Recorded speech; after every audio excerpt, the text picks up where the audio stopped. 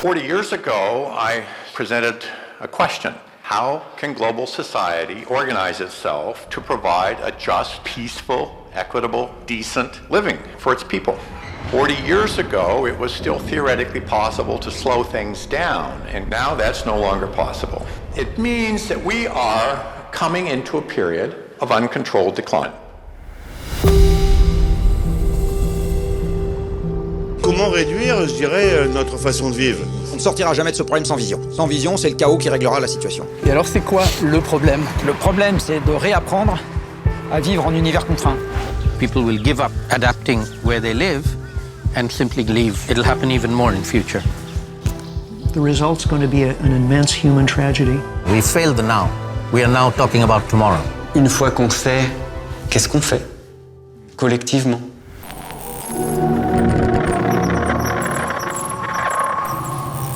Comment ne pas perdre pied face à l'ampleur et à la réalité du changement climatique? Une fois que l'on a pris conscience de la gravité de la crise écologique et du fait que l'effondrement de notre civilisation, telle qu'on la connaît, est quasi inévitable, on ne peut plus jamais être la même personne.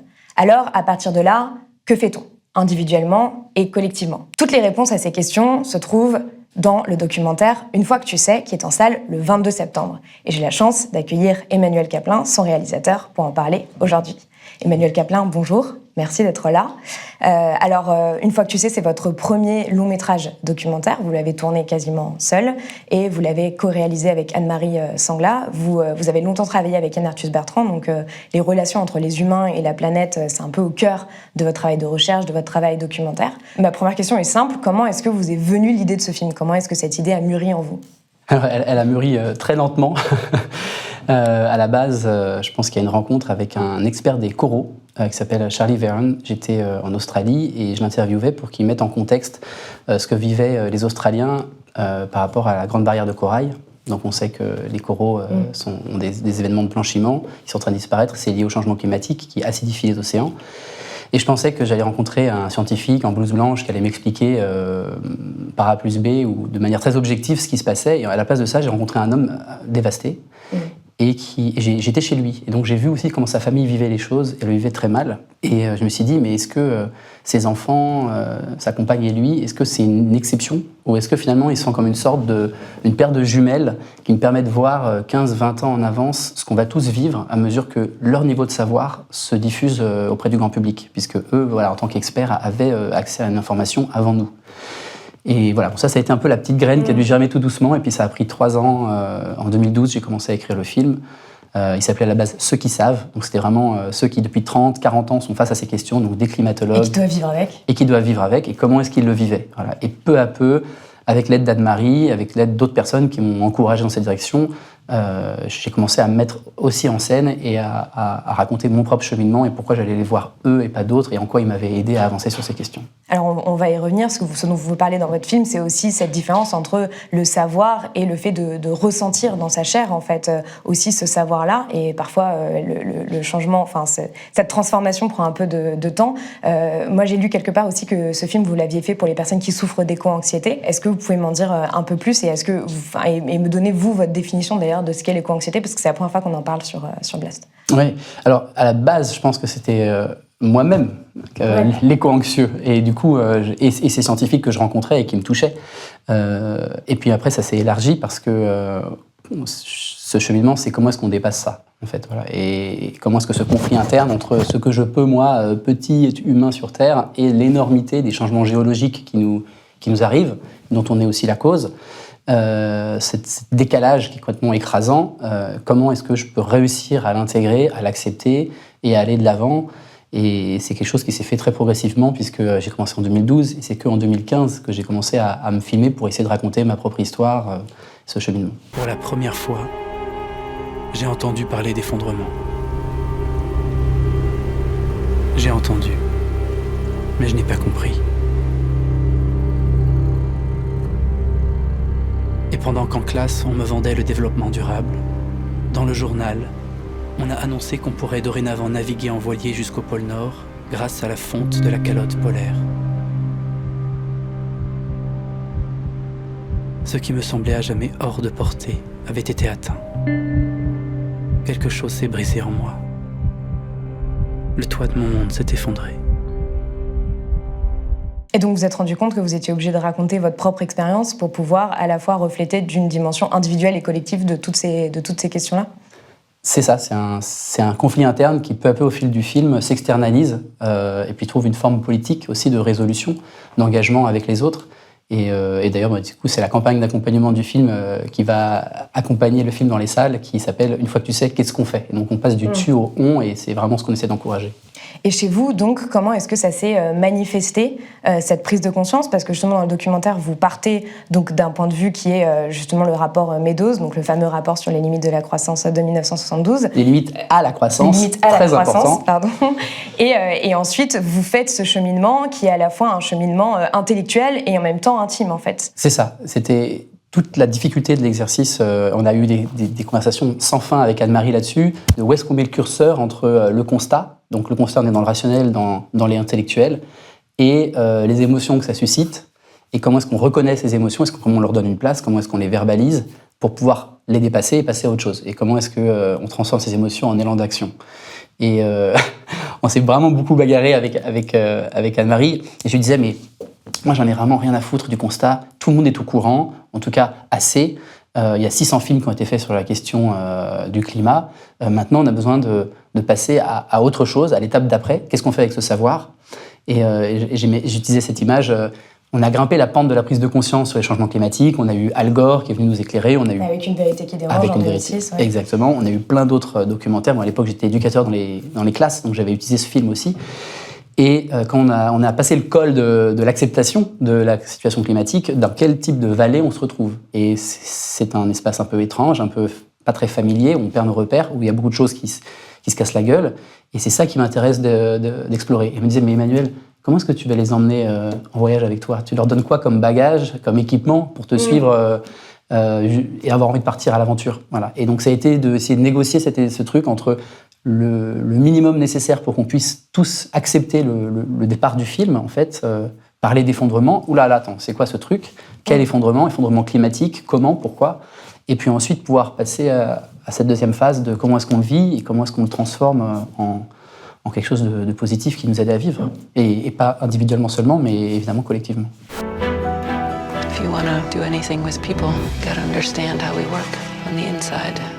You know, I sit across from my daughter every day and I worry about her future, and that is an incredible motivator for me. Alors cette question de la prise de conscience, en France, on a l'impression qu'il y a une prise de conscience, mais il n'y a peut-être pas une prise de conscience sur l'étendue de la gravité, en fait, de la crise. L'exemple de la Convention citoyenne pour le climat l'a montré, puisque le premier jour, quand Valérie Masson-Delmotte est arrivée et a fait son diagnostic, tous les citoyens ont dit « on a pris une claque ».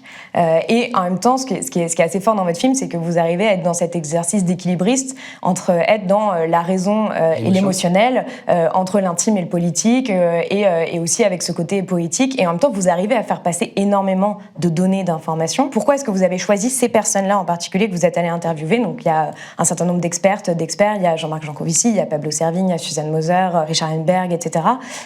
Pourquoi est-ce que vous avez choisi ces personnes-là en particulier ? Alors, ce serait une très longue histoire de raconter toutes ces rencontres parce qu'elles ont été toutes très très différentes. Mais ce que je peux dire, c'est que à chaque fois, c'est le temps long qui a permis ça. J'ai eu la chance et les difficultés de faire ce film sur 8 ans, et ça a permis des rencontres qui ne seraient pas faites autrement.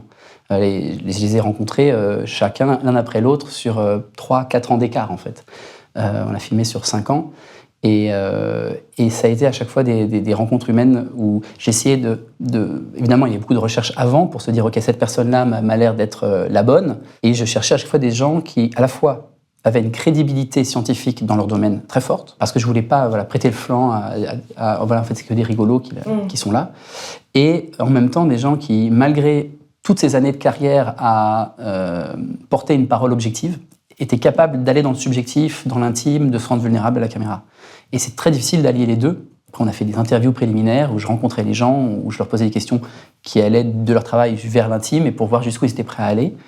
Et de me dire, OK, avec ces personnes-là, ça va marcher, on y va. Ça a été aussi des coups parfois des coups de cœur, comme avec Suzy, et parfois des choses, je ne pourrais pas exactement l'expliquer, où ma tête me disait quelque chose et mes tripes le contraire, avec Salim, qui était très protocolaire, qui est donc bangladais, et qui a une certaine retenue, une pudeur culturel. C'était beaucoup plus difficile de percer avec lui. Je me suis longtemps demandé, et longtemps, c'est-à-dire pendant 3 ans, mais est-ce que je ne fais pas une erreur? Est-ce que je vais réussir à l'amener dans une direction la plus généreuse possible, on va dire? Et je me disais, non, mais il faut que j'arrête. Et puis, mes tripes me disaient, non, mais continue. On se disait, il faut continuer. Et puis, c'était, je pense, le basculement, c'est quand on allait le suivre au Bangladesh, sur sa terre natale, dans son village, où il s'est rendu compte, avec la première étude sur la montée des eaux sur son pays, que son village était du mauvais côté de la nouvelle ligne de côte, et que son village allait être englouti. Que je me suis dit, mais en fait, c'était ça, quoi. Il fallait vraiment être dans le concret, il fallait l'amener être sur le terrain avec lui. Ouais. Climate change is a huge manifest injustice which will drive many people to take all kinds of action which nobody will have control over.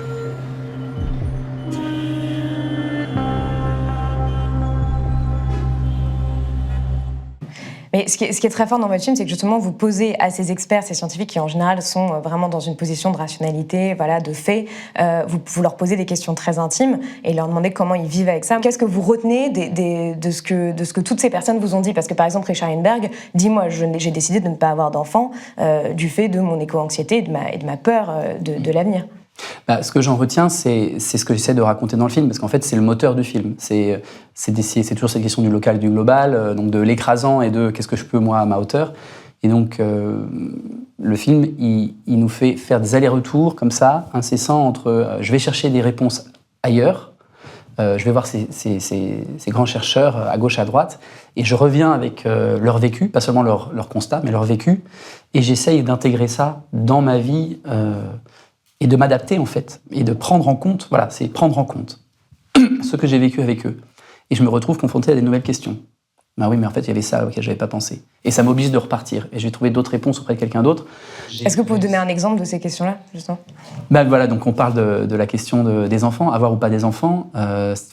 Toute cette relation avec Richard, qui est de grande tendresse aussi, je le considère aussi comme un mentor. C'est quelque chose qui me touchait directement, puisque c'est l'époque à laquelle j'ai eu mon premier enfant, Elio, qui est né.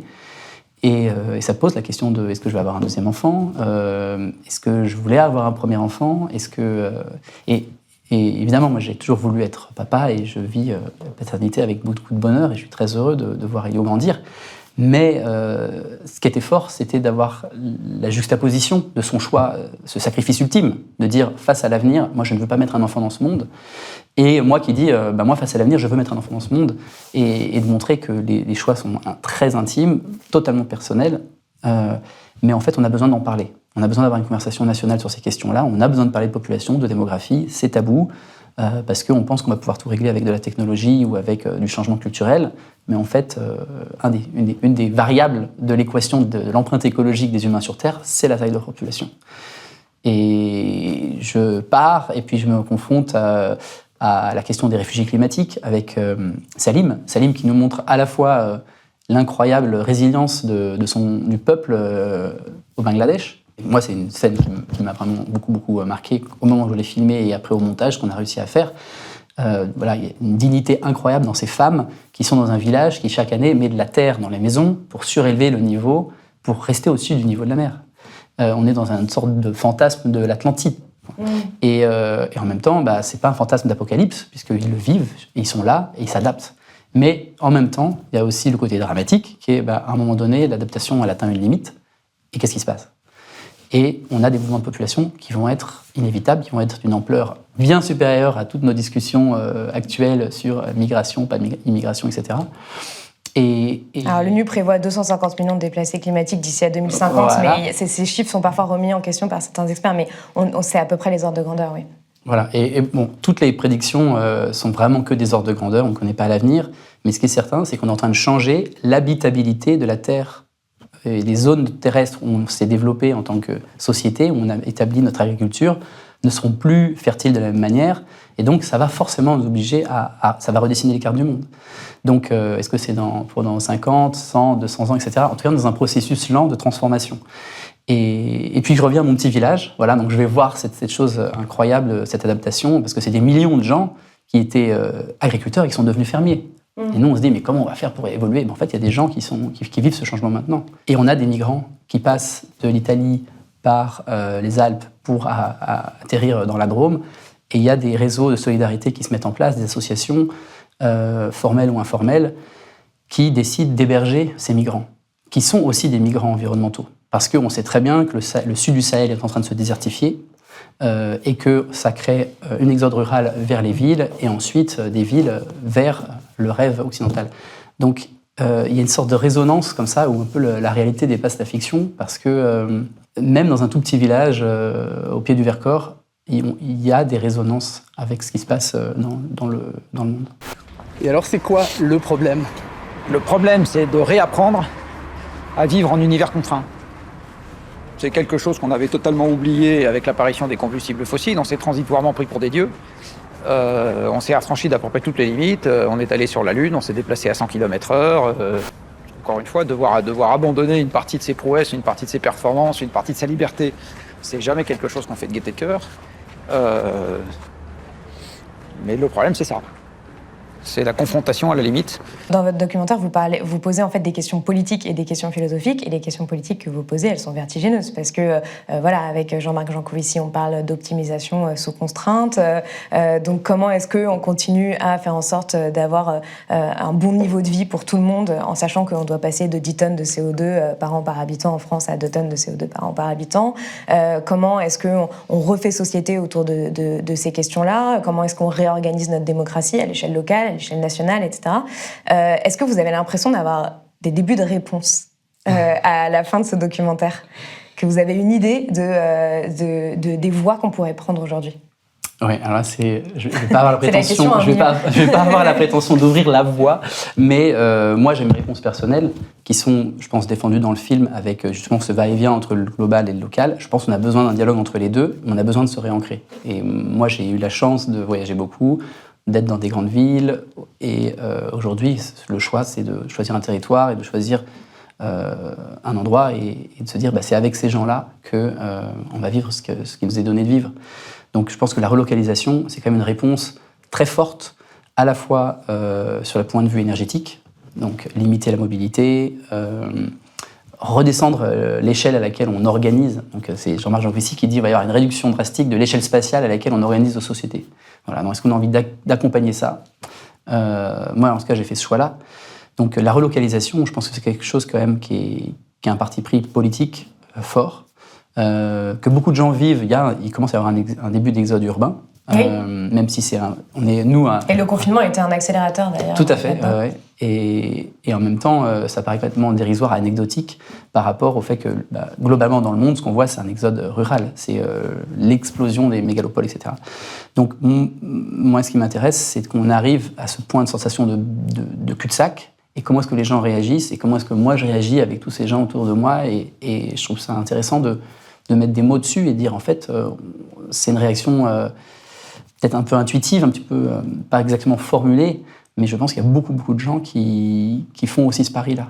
Ce pari de recréer des liens de dons et contre-dons, de solidarité à une échelle. Alors ça peut être dans une ville, au niveau du quartier, hein, c'est pas forcément le retour à la terre, mais il y a besoin de repenser notre rapport à l'énergie pour s'alimenter, pour se déplacer. Ça, je pense que c'est vraiment un truc essentiel. Voilà. Après, il y a beaucoup de façons de se projeter en avant, et du coup, je vais faire la petite pub d'un truc qui me tient beaucoup à cœur, qui est un guide d'action, qui est finalement un peu le trop-plein de tout ce travail, toutes ces années où on a découvert plein d'associations, et pas que d'associations, aussi de programmes de l'État, de groupes anarchistes, marginaux, oui. De trucs très différents, qu'on a essayé de rassembler en une sorte de grand arbre d'action sur la question énergie, climat, et sur la question effondrement résilience. On appelait ça une fois que tu sais, qu'est-ce qu'on fait? Et donc ça, c'est le livre qui accompagne le film, et que voilà, c'est un petit guide d'action qu'on distribue dans les salles là où on va intervenir. Et pour les malheureux qui n'auront pas d'animation dans la salle où ils vont, il y a un site qui s'appelle racinesderésilience.org, sur lequel cet arbre est disponible en version numérique, et surtout sur laquelle vous pouvez collaborer et rajouter vos actions pour faire grandir l'arbre, et dire attendez, vous avez oublié un tel ou un tel, et de faire en sorte que le truc grandisse. Mais voilà, l'idée c'était vraiment de dire, vous voulez faire un premier pas, il y a plein de portes d'entrée sur cette question, Prenez celle qui vous, Il y en a qui jamais vous eu va. autant. Et après, il y a un premier pas, il peut y avoir un deuxième, après il peut y avoir un peu le grand saut. Voilà, on est sur des niveaux d'implication de plus en plus, on peut dire, impliquants ou prenants. Et puis, on voit comment toutes ces différentes actions, il y a quelque chose de systémique, et il y a des changements systémiques qui peuvent nous amener vers, disons en simplifiant, une société qui serait plus au service de la vie ou qui serait plus résiliente. Mais malgré tout, aujourd'hui, on voit quand même qu'il y a un sentiment de colère qui est de plus en plus fort envers l'inaction politique, l'avidité des entreprises et un sentiment d'impuissance. Moi, j'ai beaucoup de personnes récemment qui me disaient après la sortie du premier volet du 6e rapport du GIEC qu'elles étaient résignées, en fait. Et il y a un peu cette idée de cette question de comment est-ce qu'on peut avoir envie d'agir si on n'a plus d'espoir. La notion d'espoir, elle est ambiguë parce qu'en fait, beaucoup des catastrophes d'aujourd'hui, en fait, elles sont parce qu'on a l'espoir que c'est les gens après nous qui vont les résoudre. Donc, on ne résout jamais les problèmes. D'ailleurs, les collapsos aiment bien ne pas utiliser le mot solution. C'est un peu un gros mot. On ne résout jamais les problèmes, on les déplace. Et quand on les déplace, en général, c'est dans le futur pour les autres. Donc, je pense qu'il faut aussi être un petit peu critique par rapport à la notion d'espoir. Par contre, ce qui est certain, c'est qu'en tant qu'humain, on a besoin d'avoir un horizon, de pouvoir être capable aussi de se projeter, ne serait-ce que sur la question des enfants, justement. Et donc, c'est le cheminement que j'essaie de raconter dans le film. C'est en gros, comment est-ce que, face à un constat qui peut être écrasant, on peut accepter ce qu'il faut accepter. Le 6e rapport arrive, voilà, ok, d'accord, on est devant quelque chose. Est-ce que c'est inéluctable? D'abord, on ne connaît jamais le futur, hein, mais ce qui est sûr, c'est qu'on va vers une fourchette d'augmentation de la température qui est dingue, qui est difficilement adaptable sur le haut de la fourchette et difficilement aussi adaptable sur le bas de la fourchette. Et donc, on est sur ce bateau, on est lancé. Et la question, c'est un bateau très divisé, hein, il y a du 1er, 2e et 3e classe, on est d'accord, même du 4e classe. Mais tant qu'on est vivant, on n'est pas mort.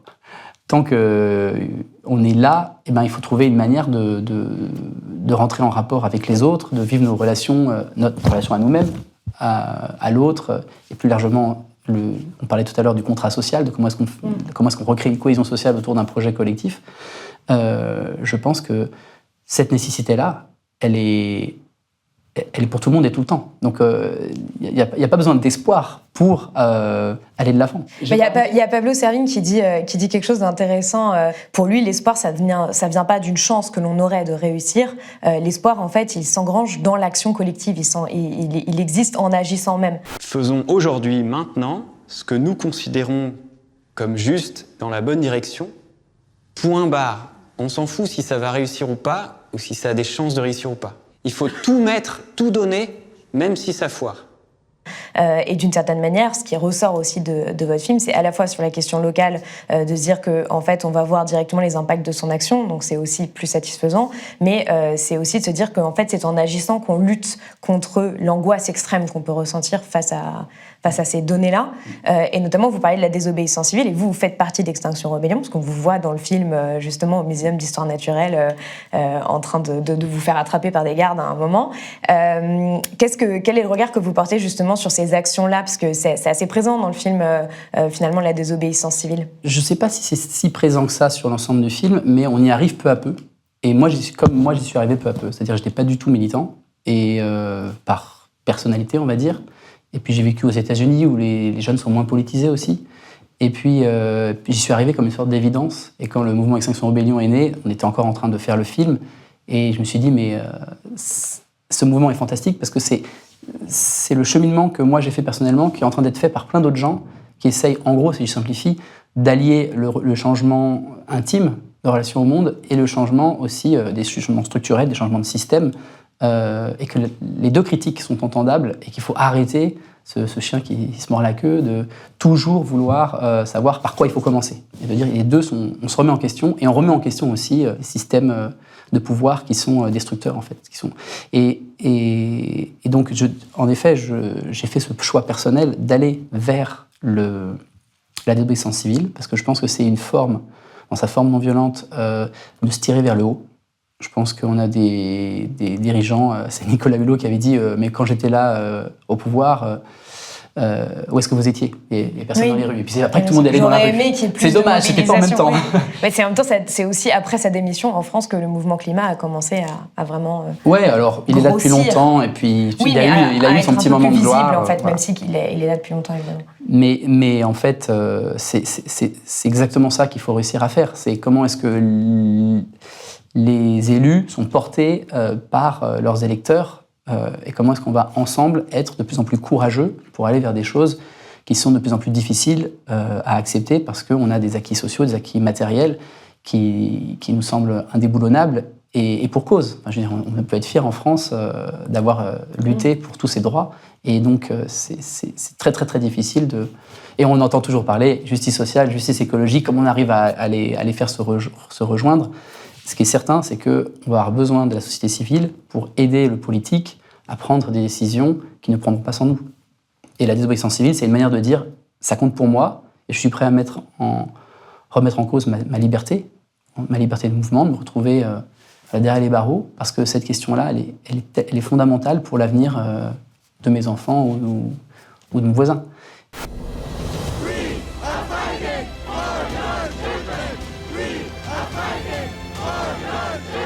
Et s'il faut choisir entre rester dans la légalité ou sortir du système, eh bien nous en sortirons. Et plus il y aura des gens différents qui feront ça, plus nos élus seront confortés dans le fait que les décisions qu'ils vont essayer de prendre en légiférant vont être acceptées.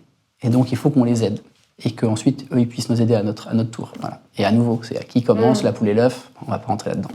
Mais à la fois une question très intime par rapport à ça. Corinne Morel-Darleux parle de la dignité du présent, de cette idée d'être en accord avec ses convictions, en fait, en permanence pour pouvoir aussi mieux vivre ça. Donc c'est ce que vous évoquez dans le film, c'est un peu changer son rapport à soi-même pour changer son rapport au monde et aux autres. Finalement, c'est un grand projet. Mais c'est ça qui ressort, en fait, à la fin, quand même, du documentaire. Enfin, c'est une des idées qui ressort. C'est ce que vous en avez tiré. En tout cas, c'est ce que j'en ai tiré, oui. Ouais. C'est quelque chose de très personnel, ça dépend vraiment de chacun où est-ce qu'on en est dans son parcours par rapport à ces questions, si on découvre le constat ou si, au contraire, on est « Ah, enfin quelqu'un qui dit quelque chose que moi je sais depuis 15 ans ou 20 ans ». Donc voilà, j'espère que chacun arrivera à tirer ses propres conclusions et que la fin du film est assez ouverte pour permettre à chacun d'être nourri là où il a besoin de l'être. Et quels sont donc les messages principaux que vous voulez faire passer quand vous dites quelqu'un qui serait nourri, il a besoin de l'être, avec quoi vous voulez que les gens repartent de ce film ? Moi, il y a quelque chose qui me touche beaucoup dans les avant-premières, c'est qu'on fait à un moment, on appelle ça un popcorn, on demande aux gens de lâcher un mot sur qu'est-ce qu'ils ont ressenti ou comment est-ce qu'ils réagissent au film.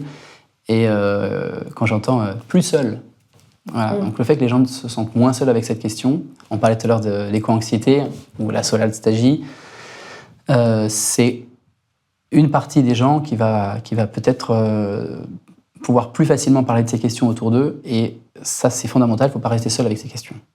Voilà. Ne serait-ce que pour la santé psychologique de l'individu, c'est bien de partager, donc ça c'est une partie, on va dire, plutôt intime. Et puis après, politiquement, j'espère que ça peut ça donner envie à des conversations de démarrer sur des sujets qui sont inhabituels. De parler de démographie, de parler de comment est-ce qu'on construit la résilience localement, avec qui on a envie de s'organiser. Après, fondamentalement, moi, le message, on va dire, en sous-texte de tout ça, c'est un message de tolérance. C'est-à-dire qu'on va... Il y a une expression que j'aime beaucoup en anglais, qui est atroce, c'est « when shit is gonna hit the fan », quand la merde va toucher le ventilo. Donc voilà, c'est très explicite. Quand la merde va toucher le ventilo, il va y avoir beaucoup de gens très en colère, qui vont chercher des raisons et qui vont essayer de comprendre qu'est-ce qui leur arrive. Et je pense qu'on peut avoir des chasses aux sorcières, on peut avoir des recherches de boucs émissaires, et qu'il y a une vraie responsabilité partagée, même si elle est différenciée, c'est très très important de le dire, sur la situation dans laquelle on est aujourd'hui. Et donc ce film, j'espère qu'il peut apporter un petit peu de nuance sur cette question, de comprendre qu'on est tous des rois suivis de nos esclaves énergétiques, nos 200 à 400 esclaves énergétiques en fonction de notre niveau de vie en France, qui rendent nos vies possibles, et que si on coupe la tête physiquement ou symboliquement à une élite qui aurait fait des mauvais choix à notre place, ça va peut-être soulager la colère, mais en fait, ça ne va pas résoudre notre problème, qui est qu'en fait, on vit dans une société qui dépend d'une intensité énergétique trop haute par rapport au futur énergétique auquel on peut s'attendre. Alors, le futur est imprévisible, peut-être qu'on va avoir une sorte de solution miracle, mais pour l'instant, on est dans la pensée magique, elle n'existe pas, cette solution, et donc il est possible qu'on aille vers une descente énergétique forcée. Je ne pense pas que la décroissance va être désirée et souhaitée et organisée. Par contre, je suis intimement convaincu que la décroissance énergétique et tout ce qui en découle va être vécu. Et du coup, il faudra la gérer. La fameuse optimiser sous la contrainte. Et du coup, à ce moment-là, comment est-ce qu'on se organise? Comment est-ce qu'on refonde le contrat social? S'il y a certains droits qu'on ne peut plus assurer, lesquels est-ce qu'on élargit à tous pour s'assurer qu'il y ait une justice sociale face à l'incontournable? Ça, c'est des questions qui m'intéressent, peut-être pour la suite du travail, avec tout ce qu'on appelle les politiques de l'effondrement ou les politiques de l'anthropocène. Et alors, donc, pour terminer, vous allez accompagner ce film avec un dispositif pour essayer de démultiplier son impact, d'accompagner aussi les personnes l'audience. Est-ce que vous pouvez nous expliquer un peu comment ça va se passer? Ça va bien se passer. On a depuis plusieurs mois, parce qu'on devait sortir il y a 6 mois avant que les cinémas sortent, on a depuis donc pas mal de mois formé des gens un peu partout en France pour être animateurs dans les salles. Et on va travailler avec les cinémas pour qu'on puisse intervenir au moins sur une séance événement dans chaque salle pour proposer un temps d'échange à la fin. Alors c'est pas le débat, le question-réponse habituel avec l'équipe de réalisation. Ce qu'on propose, c'est vraiment de faire que le public puisse devenir communauté, entre guillemets. Alors ça va pas aussi loin que ça, mais en tout cas, qu'ils se rencontrent. Et donc on a imaginé un déroulé qui permet aux gens un peu de se reconnaître les uns les autres et de faire du lien dans la salle, parce que je pense que le cinéma, c'est aussi un endroit où on vit les choses ensemble, collectivement, c'est un lieu collectif. Et ça ne l'est pas assez, en fait. Ça pourrait l'être beaucoup plus. Donc on a essayé d'imaginer quelque chose qui était très interactif. Qui est inspiré du travail qui relie Jonah Macy. Alors donc qui est inspiré du travail qui relie Jonah Macy, qui essaye de nous faire passer par différentes étapes la sidération, dépasser ça, et puis ensuite être dans l'action, aller de l'avant, changer de regard et aller de l'avant, c'est les 2 dernières étapes. Et le aller de l'avant à la fin du temps d'échange, c'est matérialisé par un guide d'action dont on a parlé. Donc ce guide d'action, c'est une sorte de grande affiche avec les racines d'un arbre, et autour de ces racines, on a des bulles d'action avec plein d'actions différentes, et qui reprennent là aussi la pensée de Jonah Macy, qui dit en fait on a besoin de 3 piliers pour aller de l'avant. On a besoin d'actions de résistance. Nous, on appelle ça s'interposer.